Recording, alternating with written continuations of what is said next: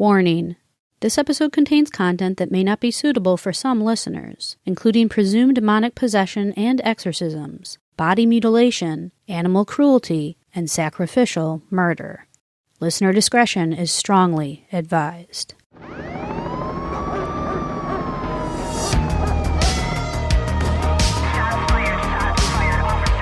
world of ritualistic child abuse. Witchcraft. They would sacrifice animals. Does it make you want to hate murder, or does it make you want to do murder? Let's explore the darkness of mankind, one crime at a time. Welcome back to Rogue Darkness, the podcast that uncovers how the misinterpretations and misinformation surrounding witchcraft, the occult, and other beliefs have led many to do unthinkable crimes.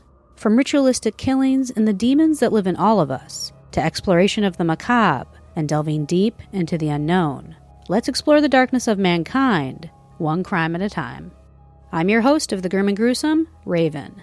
Let's go rogue and get right into today's chilling crime. The horrific case of Michael Taylor, a troubled man from Osset, West Yorkshire, England, whose untreated mental illness was presumed to be caused by demonic possession. But when an exorcism by the church had failed, the unthinkable happened, leading to the unfortunate loss of life. Let's delve into the story of the devil in Osset. So let's first start off from the very beginning. Going back to the year of 1974, in the town of Osset in West Yorkshire, England, 31-year-old Michael Taylor, along with his 29-year-old wife Christine, were like any other happily married couple, loving, charismatic, and both immensely dedicated to their family. Living a rather comfortable life with their 5 young children, things started to shift when in the early months of 1974, Michael got injured and hurt his back, causing him to have difficulty maintaining his usual work, ultimately causing him to lose his job. With England going through a recession at that same time, life became more difficult for the Taylors, who were just trying to make ends meet, financially and mentally. It is believed that the financial strain and feelings of inadequacy due to not being able to properly provide for his family was the initial trigger that led Michael down a dark road of depression. The Taylors were not overly religious themselves, but one of their friends, Barbara, saw that they were struggling, and she asked them to come to a local group of believers, which were referred to as the Charismatic Christian Movement, part of the Gobber Christian Fellowship group. The movement focused heavily on love, happiness, paranormal aspects of Christianity, as well as a heavy emphasis on healing through faith. Since Michael had been struggling with his ongoing depression, they decided to give it a try and see what the movement was all about. Upon attending and meeting the members of the movement, Michael and Christine were pleasantly surprised by how welcoming and friendly everyone there was. The leader of the group, a young 22-year-old lay preacher named Marie Robinson, was immensely charismatic as their group name had suggested, and the couple were magnetically drawn to her preachings, specifically Michael. What seemed like a harmless infatuation for Marie at first quickly became concerning to Christine that there may be more going on.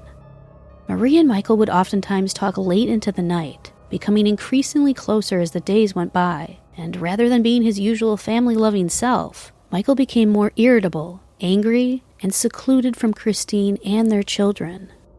This change obviously concerned Christine, especially since prior to Michael spending so much time with Marie, he was already steadily distancing himself from their family, all the while having horrible mood swings and reported outbursts.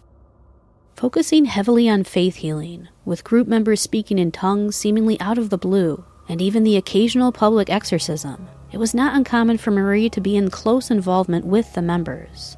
This knowledge didn't make Christine feel any less uncomfortable with the situation, though. So one day when they were hosting one of the group meetings at their home, Christine actually confronted Michael and Marie directly about their uncomfortably close relationship to see if they were having an affair. Both Michael and Marie denied any sexual relationship, claiming they were just close friends who bonded over their faith and enjoyed each other's company. This response calmed Christine's nerves a bit, so she asked that Marie and Michael talk things over, as she'd prefer he not spend as much time with her as he had been, as it was taking him away from his family. Marie and Michael went into another room within the house, just the two of them, leaving Christine to continue hosting the group meeting by herself. It was assumed that Michael and Marie would talk through their true feelings, so to not hide anything from themselves or the loved ones. From Christine's perspective, this one last alone time would allow Michael to be open and honest with not only her and Marie, but also with himself, by fully opening up to Marie about anything that he had been keeping inside of him, whether it be romantic feelings or anything else. The duo reportedly talked for a while, Michael reportedly telling Marie he did in fact have feelings for her. It's been reported that he even had tried to kiss Marie only for her to reject his advances, leading him to the realization that his feelings were one-sided. After the two had talked and Michael's advances had been shut down, they went back to the group where Michael reportedly proclaimed, "We have won a great victory for the Lord. A miracle has happened. We have both overcome our passions." What happened next, though, was so unexpected that it shocked everyone there. No one quite knows what truly caused the sudden shift in Michael's demeanor, but right after his proclamation of victory, his whole persona shifted, and for the negative. Michael reportedly went through an immediate, sinister transformation, where he turned to look at Marie, and then he began aggressively hitting Marie in the head and screaming at her in tongues. It would later be said that Michael explained this instance as an initial presumed possession, where he felt completely out of control, and that an unknown and evil force was persuading him to act in such a way. Michael claimed that he reportedly saw himself standing in the room alone again, just him and Marie, and that they were both naked.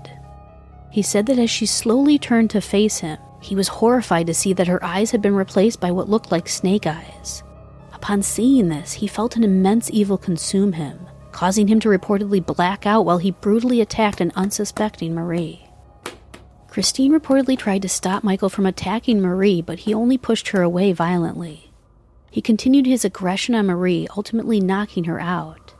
When Marie awoke, Christine begged her to leave and to stay away from them, especially Michael, as his symptoms only worsened when he was around her. As if the attack on Marie wasn't horrifying enough, though, the days that followed would be sheer terror for the Taylor family. With Michael's attack on Marie, as well as his increasingly violent and erratic behavior that was now witnessed by many of the congregates, the church deemed that he needed to be exorcised, as they believed he was possessed.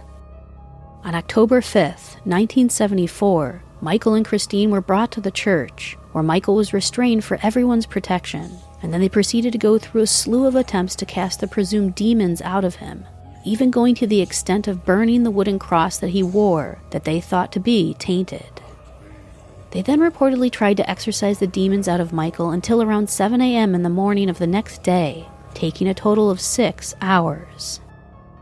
According to an article by grunge.com, during the court case that followed after the soon-to-be-discussed crime took place, one of the preachers involved in the exorcism stated that they had managed to exorcise over 40 demons from Michael, leaving behind only 3 demons. Demons apparently associated with murder, violence, and insanity.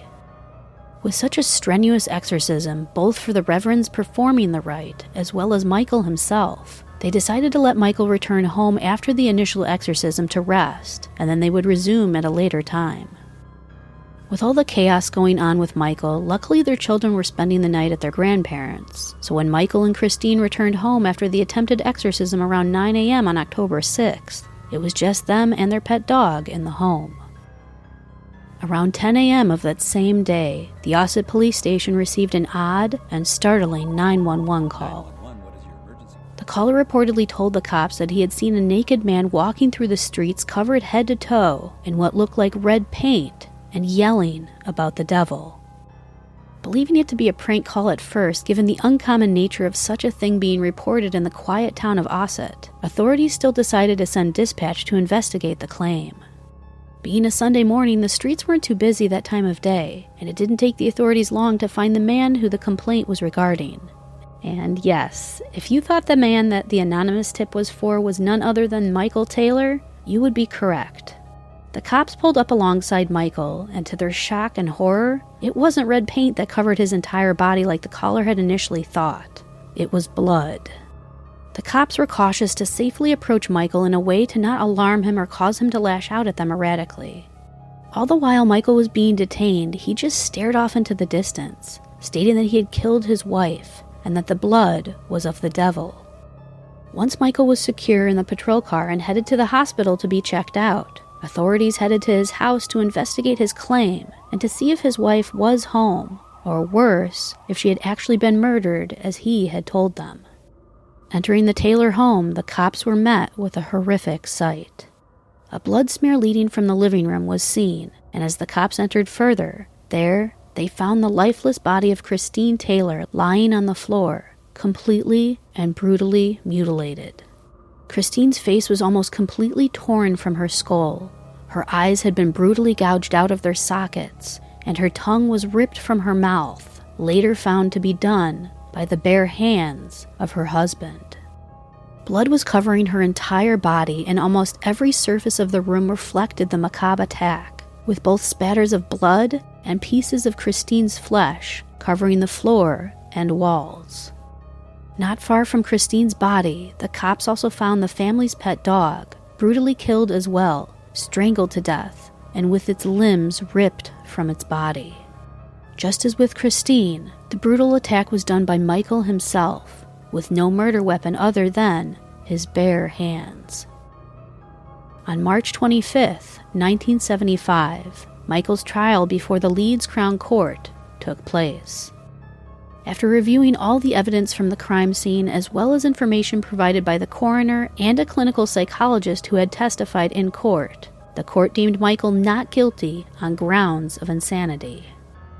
According to the article by Grunge.com, Michael spent 4 years in police custody, then was transferred to Broadmoor Hospital for another 2 years for further psychotic analysis, and then following his stay there, he would then spend another 2 years at the Bradford Royal Infirmary before finally being released back into the general public. Reports stated that a bit more recently, in July of 2005, Michael Taylor once again popped up in the news when he was found guilty of indecently touching a teenage girl. After just a week of being back in prison for the indecent conduct, Michael reportedly began acting strangely and erratically, just as he had prior to the murder of Christine back in 1974. When brought back before the court once again, he was ordered back into psychiatric treatment. However, I couldn't find much information on his current whereabouts, so we can only assume he is likely still out in the general public, walking among us as a free man.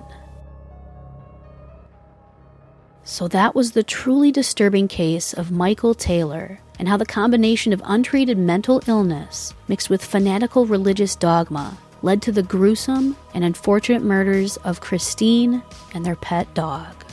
So let me know your thoughts on this case, and if you have any questions regarding it or any other cases I've previously covered, feel free to contact me at roguedarknesspod@gmail.com.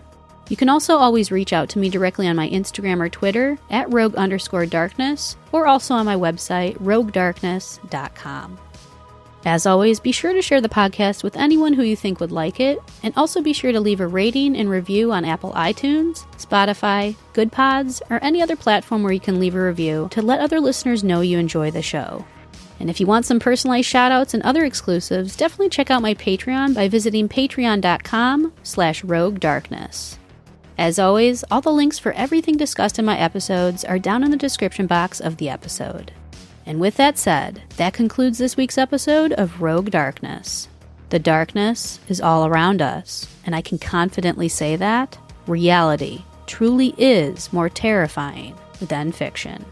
Until next time.